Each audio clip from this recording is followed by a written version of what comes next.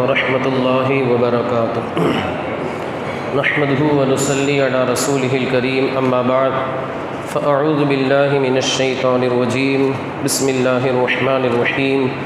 ان اللہ وملائکتہ یصلون علی النبی یا ایہا الذین آمنوا صلوا علیہ وسلموا تسلیما۔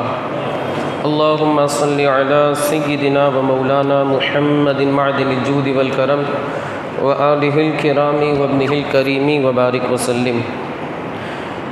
عزیزان ملت اسلامیہ، بخاری شریف کی ایک حدیث پاک ہے۔ اللہ کے رسول صلی اللہ علیہ وآلہ وسلم ارشاد فرماتے ہیں کہ کل قیامت کے دن میزان کے اوپر جو ترازو ہوگا، اس پہ سب سے زیادہ وزنی چیز جو ہوگی وہ حسن اخلاق، بہترین اخلاق، حسن معاشرت، لوگوں کے ساتھ اچھے طریقے سے پیش آنے کی جو عادت ہے، اس کی وجہ سے انسان کا جو ثواب والا نامہ اعمال ہے، وہ بھاری ہو جائے، جو ثواب والا نامہ اعمال ہے وہ بھاری ہو جائے گا۔ اس کی بنیاد پر نیکیوں والا جو پھنڈا ہے وہ بھاری ہو جائے۔ اور دوسری حدیث پاک ہے، اللہ کے رسول صلی اللہ علیہ وآلہ وسلم ارشاد فرماتے ہیں کہ میرے نزدیک تم میں سے بہتر وہ بندہ ہے جس کے اخلاق سب سے زیادہ اچھے ہیں۔ انسان کی خواہش ہوتی ہے کہ میں رسول اللہ کا پسندیدہ بن جاؤں۔ ہر انسان کی، ہر عاشق رسول کی یہ خواہش ہوتی ہے کہ رسول اللہ مجھے اپنا پسندیدہ قرار دے۔ تو خود حدیث پاک میں میرے آقا مصطفیٰ کریم نے فرمایا کہ تم میں میرے نزدیک پسندیدہ، محبوب اور بہتر وہ شخص ہے جس کے اخلاق سب سے زیادہ اچھے ہیں۔ اب حسن اخلاق، خود مصطفیٰ کریم نے ارشاد فرمایا آپ کے اخلاق کیسے تھے؟ تو حضور صلی اللہ علیہ وآلہ وسلم کے حسن اخلاق کے تعلق سے خود قرآن مقدس میں رب کعبہ نے ارشاد فرمایا وَإِنَّكَ لَعَلَىٰ خُلُقٍ عَظِيمٍ، اے محبوب آپ بہترین اخلاق والے ہیں، اچھے اخلاق والے ہیں۔ اس آیت کریمہ کی شان نزول میں مفسرین کرام فرماتے ہیں کہ حضرت عائشہ صدیقہ رضی اللہ تعالی عنہا سے پوچھا گیا کہ حضور کے اخلاق کیسے تھے؟ تو حضرت عائشہ صدیقہ رضی اللہ تعالی عنہا نے ارشاد فرمایا کانا خلقہ القرآن، کہ حضور کے اخلاق بولتا ہوا قرآن تھے۔ حضور کے اخلاق گویا کہ قرآن ہی ہے، یعنی جس طرح اللہ نے قرآن مقدس کے اندر زندگی کے شب و روز گزارنے کا طریقہ سکھایا، بتایا، سمجھایا، جو حکم دیا، جو ارشاد فرمایا، بالکل اسی کے مطابق حضور اکرم صلی اللہ علیہ وآلہ وسلم زندگی کے شب و روز گزارا کرتے تھے۔ یعنی اگر کسی کو قرآن پر عمل کرنا ہے، کہیں اور نہیں، آمنہ کے لال کی بارگاہ میں آ جائے، اس لیے کہ وہ قرآن مقدس کی سچی اور عملی، جسے پریکٹیکل ہم کہہ سکتے ہیں، سچی اور عملی تصویر کا نام ہے۔ اسی وجہ سے حضور اعلیٰ حضرت فرماتے ہیں تیرے خلق کو حق نے عظیم کہا، تیری خلق کو حق نے جمیل کیا، کوئی تجھ سا ہوا ہے نہ ہوگا شہا، تیرے خالق حسن و ادا کی قسم۔ اللہ نے تمہارے اخلاق کو، یا رسول اللہ علیہ الصلاۃ والتسلیم، آپ کے اخلاق کو بہترین بنایا، اور آپ کی خلقت یعنی آپ کی تخلیق، آپ کی صورت، آپ کی بہترین شکل کو انتہائی خوبصورت اللہ رب العزت نے بنایا۔ کوئی تجھ سا ہوا ہے نہ ہوگا شہا، اب صبح قیامت تک آپ کے جیسا نہ تو ہوا ہے، نہ آئندہ زندگی میں صبح قیامت تک آپ کے جیسا کوئی ہو سکتا ہے۔ اب حضور صلی اللہ علیہ وآلہ وسلم کس طریقے سے اخلاق کا مظاہرہ کرتے تھے؟ سب سے پہلے تو میں اخلاق کے تعلق سے بتاؤں کہ اس کی تعریف، اس کا ڈیفینیشن کیا ہے۔ تو اخلاق کا مطلب ہوتا ہے سادہ لفظوں میں، بالکل ایک عام طریقے سے، کہ اچھا رویہ اختیار کرنا، اچھا برتاؤ اختیار کرنا۔ اگر سامنے والا ہمارے ساتھ برائی کر رہا ہے تو ہم بھی اس کے ساتھ برائی کریں، یہ اچھا اخلاق نہیں ہے۔ بلکہ اچھا اخلاق، اچھے اخلاق تو یہ ہیں کہ بندہ قربانی دے کر کے سامنے والے کو خوش کر دے۔ اگر سامنے والا برائی کر رہا ہے، ہم بھی برائی کر رہے ہیں اس کے ساتھ، سامنے والا ہم گھور کر کے دیکھ رہا ہے، ہم نے بھی گھور کر دیکھا، سامنے والے نے مارا، ہم نے بھی اسے مارا، تو شریعت میں اجازت ہے کہ آپ برائی کا بدلہ آپ اس کو جس طرح اس نے آپ کو مارا آپ ماریں، لیکن اگر آپ نے معاف کر دیا یا آپ کو اس نے مثال کے طور پہ انسان کو کسی دوسرے انسان نے مارا، اب جسے مارا ہے وہ بدلہ نہ لے بلکہ اسے باہر لے جائے، اس کی عزت کرے، اسے چائے وغیرہ پلائے اور اس کا شکریہ ادا کرے کہ آپ نے جو اپنا ہاتھ مجھ پر صاف کیا اس کے لیے کوئی بات نہیں، میں آپ کو معاف کرتا ہوں۔ یہ بہترین اخلاق ہے، سب سے بہتر، کیونکہ اس میں کیا ہے، انسان کو اپنے نفس کی قربانی دینی ہوگی، اسے غصہ تو بہت آئے گا اور یہ کام کرنا بڑا مشکل ہوگا، لیکن آپ یقین جانیں اسی کا حکم ہمارے آقا و مولا نے ہمیں دیا ہے۔ کیا فرمایا؟ سل من قطعک واعطی من حرمک واعف لمن، اس طریقے کی حدیث پاک ہے کہ تو اسے جوڑ جو تیرے ساتھ رشتہ کٹ کر دے۔ آج کل ہوتا ہے نا، جیسے وہ میرے ساتھ بات نہیں کرتا، مجھے سلام نہیں کرتا، وہ میری جانب دیکھتا تک نہیں ہے، تو میرے آقا نے یہی فرمایا سل من قطعک، تو اسے جوڑ، اسے ملا کے رکھ جو تجھ سے قطع تعلق کرتا ہے، جو تیری جانب دیکھتا نہیں، بات نہیں کرتا، سلام نہیں کرتا، روگردانی کرتا ہے، اعراض کرتا ہے، تیری جانب بالکل دھیان نہیں دیتا۔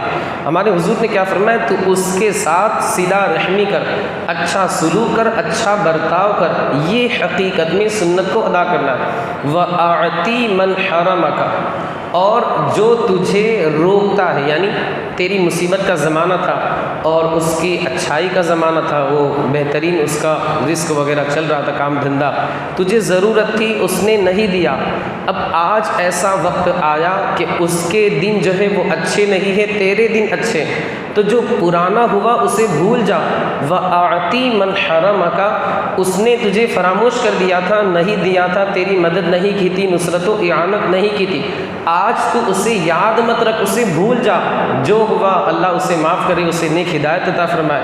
اب تو سامنے سے جا کر کے اسے جو اس کی ضرورت ہے اسے پورا کر، جو اس کی ضرورت ہے اسے تو پیش کر، مال کی ضرورت ہے یا تجھے خود فزیکلی وہاں پر حاضر رہنا ہے، تو اسے کہا جاتا ہے حسن اخلاق۔ اور جو تجھ پر ظلم کرے، واعف عمن ظلمک، جو تجھ پر ظلم کرے اسے معاف کر دے، یہ بھی حسن اخلاق کی دلیل ہے۔ میں نے آپ کو جیسا کہ بتایا، کسی نے انسان کو، دوسرے انسان کو چاٹا رسید کیا، یہ بندہ اسے معاف کر دے، کوئی بات نہیں، اللہ آپ کو ہدایت عطا فرمائے، کسی مسلمان کو تکلیف نہیں دینی چاہیے، معاف کر دے انسان، تو یہ بہترین اخلاق ہے۔ اور اس سے اور آگے بڑھے، چانٹا مارنے پر بندہ جو ہے وہ جا کر کے اس کو چائے پلائے، یہ اس سے بہتر حسن اخلاق کی دلیل ہے۔ حدیث پاک سے اس کا ثبوت کس طریقے سے ہوتا ہے؟ ہمارے حضور سے بڑا حسن اخلاق والا تو کوئی ہو ہی نہیں سکتا، کسی ماں نے آج تک جنا ہی نہیں، نہ صبح قیامت تک کوئی آ سکتا ہے۔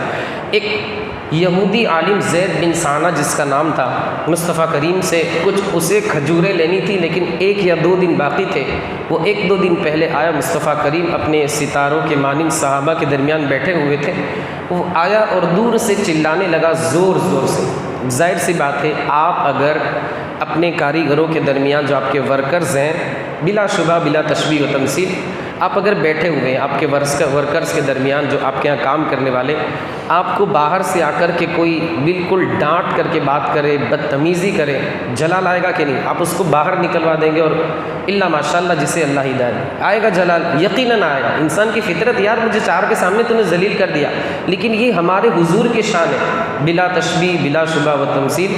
اللہ کے رسول صلی اللہ علیہ وسلم کی بارگاہ میں آ کر کے اس نے کہا کہ میری جو کھجوریں باقی ہو مجھے پیش کرو، تم عبد المطلب کی اولاد کا یہی حال ہے کہ تم لوگ وقت پر قرضہ نہیں چکاتے۔ کتنے سخت جملے! ایک تو انسان، مجھے آپ بولے کوئی مسئلہ نہیں ہے، میں ایک حد تک برداشت کر لوں گا، لیکن آپ باپ پہ نہ جائیں، بولا جاتا ہے نا، آپ ماں پہ نہ جائیں، آپ دادا تک مت جائیں، آپ مجھے جتنا ہے بول لیجیے، جتنا بولنا ہے آپ مجھے بول لیجیے، لیکن باپ پر نہ جائیں، ماں پر نہ جائیں، دادا پر نہ جائیں۔ ایک حد تک میں اپنی ذات کے لیے برداشت کر لوں گا، لیکن اپنے باپ کا معاملہ ہے تو میں ایک لفظ بھی اپنے باپ کے خلاف برداشت نہیں کروں گا۔ یہ ہماری زندگی، ہمارا حال ہے۔ اللہ کے رسول صلی اللہ علیہ وآلہ وسلم کے سامنے جب اس نے بدتمیزی کی، رسول اللہ نے بالکل نرمی فرمائی، ایک لفظ بھی اس سے نہیں کہا۔ صحابہ موجود تھے، عمر فاروق اعظم جلال میں آ گئے اور غضب بھری نگاہوں سے اس کی جانب دیکھا اور فرمایا، اے گستاخ، اگر رسول اللہ کا ادب نہ ہوتا، چونکہ رسول اللہ موجود تھے، ان کا ادب کرنا ضروری تھا، اگر رسول اللہ کے ادب کا خیال نہ ہوتا، عمر فاروق آج ابھی کے ابھی تیری گردن مار دیتا، تیرا سر جو ہے وہ بالکل جدا کر دیتا کہ رسول اللہ کی گستاخی، بے ادبی عمر فاروق کے سامنے ہو۔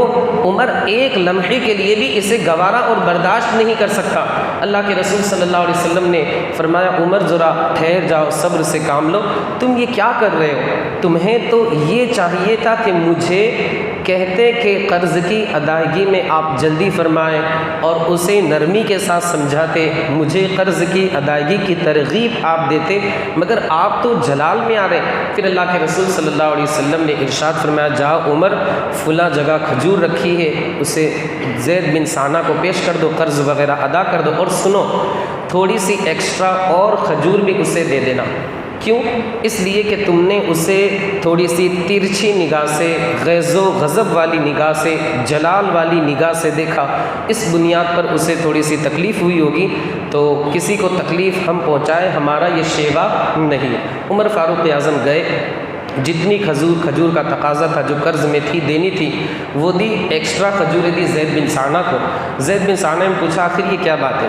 میری کھجوریں تو اتنی تھیں، وہ مجھے مل گئی، یہ جو ایکسٹرا تم دے رہے ہو یہ کیوں دے رہے ہو؟ عمر فاروق اعظم نے بڑا ہی خوبصورت اور بہترین جواب دیا کہ بات دراصل یہ ہے، میں نے تمہاری جانب گھور کر کے دیکھا تھا، غضب بھری نگاہوں سے دیکھا تھا، تمہیں تکلیف ہوئی، رسول اللہ نے مجھ سے یہی ارشاد فرمایا، عمر جتنی کھجوریں ہیں اس کی کھجوریں تو دے دو، مگر ساتھ ہی ساتھ کچھ اور کھجوریں بھی دے دینا، اس لیے کہ تم نے اسے غضب بھری نگاہوں سے دیکھا، اس کا دل ٹوٹ گیا، اور ہمارے حضور دلوں کو توڑنے نہیں بلکہ ٹوٹے ہوئے دلوں کو جوڑنے کے لیے آئے۔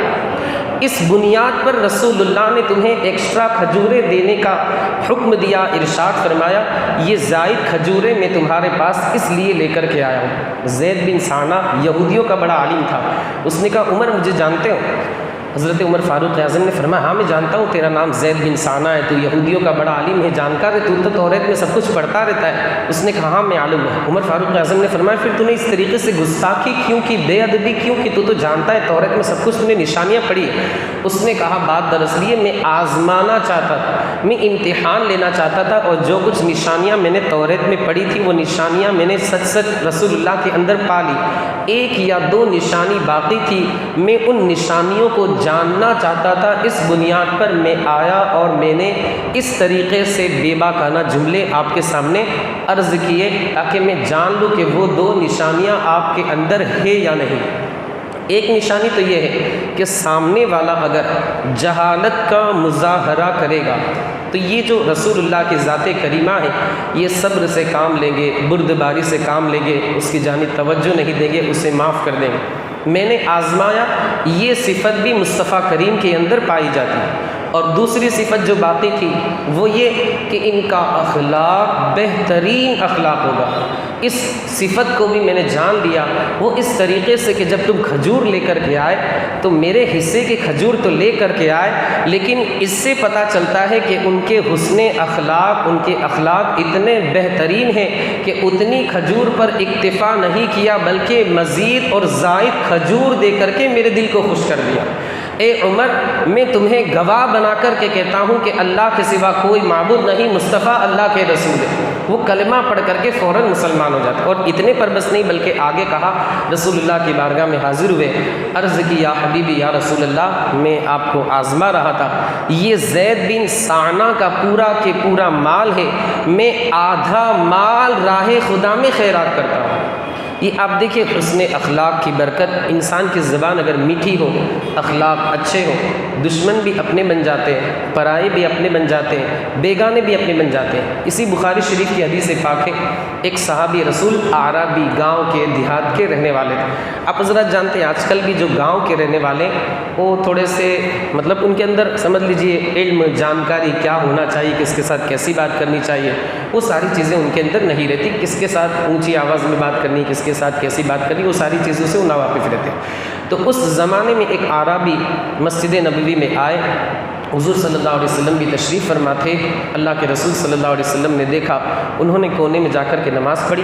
نماز سے فارغ ہونے کے بعد دعا کرنے لگے، اللہم ارحمنی و محمدن ولا ترحم معنا احدا. اے اللہ تو مجھ پر اور محمد عربی صلی اللہ علیہ وآلہ وسلم پر رحم فرما، اور ہمارے علاوہ یعنی ہم دو کے علاوہ اور کسی پر رحم نہ فرمانا. اللہ کے رسول صلی اللہ علیہ وسلم نے دیکھا، ملاحظہ فرمایا لقد تحجرت واسعا، تم نے جو بالکل کشادہ تھی، اللہ کی رحمت بہت وسیع تھی، اسے تم نے تنگ کر دیا، محدود کر دیا. یعنی ایک ان لمیٹڈ چیز تھی، اسے تم نے لمیٹڈ بنا دیا. اللہ کے رسول صلی اللہ علیہ وسلم نے یہ ارشاد فرمایا کہ اللہ کی رحمت تو بہت وسیع. اللہ کی رحمت کی شان تو یہ ہے کہ اگر بنجر زمین کے اوپر اللہ کی رحمت کا ایک قطرہ پڑ جائے، وہ بنجر زمین سرسبز و شاداب اور ہری بھری ہو جائے. اللہ کی رحمت کی تو یہ شان ہے. اللہ ہمیں اپنی رحمت کا وافر حصہ نصیب فرمائے. تو پھر دیکھا کہ وہ اعرابی گاؤں کے رہنے والے تھے، تھوڑی سی جانکاری کم تھی. مسجد نبوی کے کونے میں باقاعدہ مسجد، یعنی کہ وہاں استنجا خانے باہر بنے، وہاں مسجد نبوی کے کونے میں جا کر کے پیشاب کرنے لگے. اب جو صحابہ تھے وہ جلال میں آ گئے، ان کی جانب دوڑے اور مطلب ایک ان کو سزا دینے کا ارادہ کیا. رسول اللہ نے فرمایا رکو ٹھہرو، سزا وغیرہ مت دو، ایک کام کرو، بس ڈول پانی وغیرہ کی بالٹی بھر کر کے لاؤ، اسے پاک کر دو، صاف کر دو، ستھرا کر دو، اسے طاہر کر دو. جو مسجد کا فرش وغیرہ خراب ہوا اسے تم ستھرا کر دو. پھر اللہ کے رسول صلی اللہ علیہ وسلم نے فرمایا کہ تم جو ہے وہ نرمی کرنے والا، یعنی نرم رویہ اختیار کرنے والا بنا کر کے بھیجے گئے ہو، سختی کا رویہ اختیار کرنے والا بنا کر کے نہیں بھیجے گئے. یعنی تم اپنے مزاج میں نرمی رکھو، شفقت والا انداز رکھو، محبت والا انداز رکھو، جلال والا، سختی والا، غضب والا، غیظ والا، یہ ساری چیزیں مت رکھو.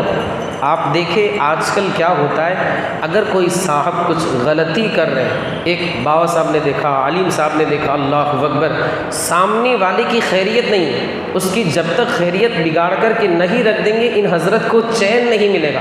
سارے لوگوں کے لیے، ایک باپ کے لیے بھی، ایک عالم کے لیے بھی، ایک امام کے لیے بھی، بلکہ قوم کے ہر بندے کے لیے ہمارے حضور کی اس حدیث میں درس ہے، سبق ہے کہ ہمیں کس طریقے سے اپنے چھوٹوں کے ساتھ شفقت کے ساتھ پیش آنا چاہیے. میرے آقا مصطفیٰ کریم فرماتے ہیں من لم یرحم صغیرنا ومن لم یعقر کبیرنا فلیس منا. جو ہمارے بڑوں کی عزت نہیں کرتا اور اسی طرح جو بڑا ہے وہ اپنے چھوٹوں پر شفقت نہیں کرتا، وہ ہم میں سے نہیں ہے، ہمارے طریقے پر نہیں، ہماری سنت پر نہیں. تو ہمیں چاہیے کہ ہم حسن اخلاق کا مظاہرہ کریں، بڑوں کی عزت کریں، چھوٹوں پر شفقت کریں. اب یہ حسن اخلاق جو ہے وہ آئے گا کس طریقے سے؟ تو بزرگان دین نے چند طریقے بتائے. ایک تو یہ ہے کہ اچھی صحبت اختیار کریں، جو حسن اخلاق والے ہیں یا نمازی ہیں، نیک ہیں، ان لوگوں کی صحبت اختیار کریں، کیونکہ صحبت جو ہے وہ اپنا اثر دکھا ہی کے رہتی. بروں کی صحبت اختیار کرے گا، رات بھر جاگے گا، فجر کی نماز چھوڑے گا، قضا کرے گا، آوارہ ہو جائے گا، تڑی پار ہو جائے گا، 2 نمبر کا یہ کرے گا، یہ ساری چیزیں وہ اپنائے گا. لیکن اگر اچھے آدمی کی صحبت اختیار کرے گا تو انشاءاللہ مدینہ کے جلوے سے، مدینہ کے ذکر سے اسے سکون ملے گا، نمازیوں سے قریب رہے گا، عالموں سے قریب رہے گا، بزرگان دین کے مزارات پر بار بار حاضری دینے جائے گا. یہ اچھی صحبت کا اثر ہوگا. اسی طرح جو بزرگان دین کے تعلق سے سیرت کی کتابیں، جیسے حضور غوث اعظم کی شان میں کوئی کتاب ہے، حضور اعلیٰ حضرت کی شان میں کوئی کتاب ہے، حضور خواجہ غریب نواز کی شان میں کوئی کتاب ہے، وہ پڑھیں تو ان بزرگان دین نے جس طریقے سے زندگی کو گزارا اسے یہ بندہ اپنانے کی کوشش کرے گا انشاءاللہ. کیونکہ مطالعے کا اثر اور فرق رہتا ہے، اور خاص طور سے بزرگان دین کی جب سیرت بندہ پڑھتا ہے اس کے دل کو سکون ملتا ہے. اور حضرت سفیان بن عیینہ یہ فرماتے ہیں عند ذکر الصالحین تنزل الرحمہ، صالحین کے ذکر کے وقت رحمت الہی کا نزول ہوتا ہے. تو انشاءاللہ اسے برکتیں بھی ملے گی اور اس کے اخلاق جو ہیں وہ بھی اچھے ہوں گے. ایک چوتھا طریقہ بزرگوں نے یہ فرمایا کہ مسلمان کا احترام اپنے دل میں رکھے. مسلمان سامنے والا جو ہے اس کا احترام دل میں رکھے، کیونکہ جب احترام رکھے گا تو سامنے والا اگر جلال میں بھی ہے تو بھی یہ اس کا احترام کرتے ہوئے خاموش رہے گا۔ بلکہ حدیث پاک میں تو یہاں تک فرمایا، کعبہ مقدسہ کے سامنے رسول اللہ مطاف جہاں طواف کیا جاتا ہے وہاں کھڑے تھے، اونٹ کے اوپر آپ نے ارشاد فرمایا، اونٹ کے اوپر بیٹھے ہوئے تھے، فرمایا اے کعبہ تو میرے نزدیک بہت زیادہ معزز ہے، لیکن ایک مومن کی عزت تجھ سے بھی زیادہ ہے میرے نزدیک۔ تو مومن کا اگر بندہ احترام کرے گا اس کے دل میں انشاءاللہ حسن اخلاق جو ہے وہ گھر جائے گا اور وہ حسن اخلاق کا پیکر بن جائے۔ ایک آخری بات جو بزرگان دین نے فرمائی کہ غصے کو انسان بالکل قابو میں رکھے، کیونکہ انسان جب جلال میں آتا ہے شیطان اس کے ساتھ کھیلتا ہے۔ حدیث پاک میں شیطان اس کے ساتھ کھیلتا ہے، جو چاہتا ہے وہ اس کے منہ سے بلواتا ہے۔ اب دیکھیے جو بندہ جلال میں آتا ہے وہ جو چاہتا ہے بولتا ہے، پھر 5 منٹ کے بعد اس کا غصہ جب ٹھنڈا ہوتا ہے بہت افسوس ہوتا ہے اس، بلکہ بہت سارے نیڈر لوگ تو جلال میں آ کر کے اپنی بیوی کو 1 2 3 ڈیورس بھی دے دیتے ہیں، پھر دوڑتے دوڑتے جب غصہ ٹھنڈا ہوتا ہے، جب عقل ٹھکانے لگتی کہ یا اللہ کیا ہوگا، 2 بچے 4 بچے کیا ہوگا، اتنی بڑی عمر ہو گئی، لوگ کیا کہیں گے، معاشرے میں نام خراب ہوگا، ہمارے بچوں کا اٹھنا مشکل ہو جائے گا، ان کا رشتہ ہونا مشکل ہو جائے گا، یہ ساری چیزیں، یہ ساری فکریں اسے دامنگیر ہوتی ہے۔ دوڑتا عالم صاحب کے پاس آیا، کہا کہ حضرت ایسا ہوا، جلال میں تھا، میں غضب میں تھا، غصے میں تھا، مجھے پتہ ہی نہیں، اب اس کا کوئی علاج نہیں، تیر ایک مرتبہ کمان سے نکل گیا، بات ختم ہو گئی، اب اس کا کوئی علاج نہیں، اب حلالے کے علاوہ کوئی چارہ نہیں۔ تو انسان کو چاہیے کہ غصے پہ کنٹرول رکھے، ہر نماز کے بعد، فرض نماز کے بعد 21 مرتبہ بسم اللہ الرحمن الرحیم اگر بندہ پڑھتا ہے اللہ تعالیٰ اس کے غصے کو انشاءاللہ ٹھنڈا رکھے گا۔